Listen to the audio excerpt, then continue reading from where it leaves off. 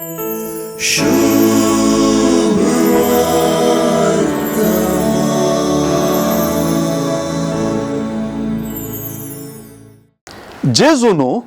विधवेच्या पुताक मेल्ल्यांतलो जिवंत केल्ले वेळी लोकांचो उद्गार एक देवस्तुतीच आटापता.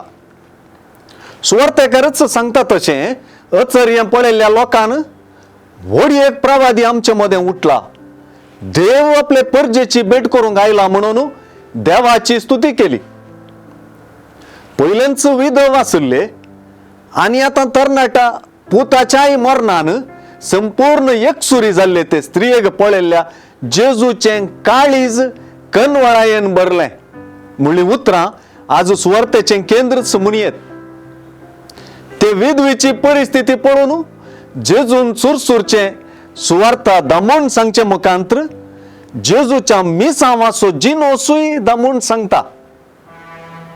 हांगासर अचर्याक मेल्ल्या मनशाक जीव केल्ले म्हूण वलावच्या की विधवेक तरणाट्या पुताचो सांगात परत मेळशें केल्लें अचर्य म्हळ्यार चड सुक्त जायत. तवळच्या समाजांत बापूय वा घोव वा पूत नासलेले स्त्रियेची परिस्थिती निजायकी बिरमतेची.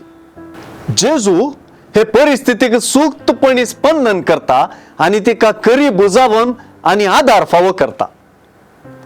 एकडच्यान ते स्त्रियेतय देवाची दया माया लोकांन पळयली तर आनी एकडच्यान मेल्ल्या मनशाक जीव करच्या गडितांत जेजूक मनशा जिवाचेर अधिकार आसोय पळयलो.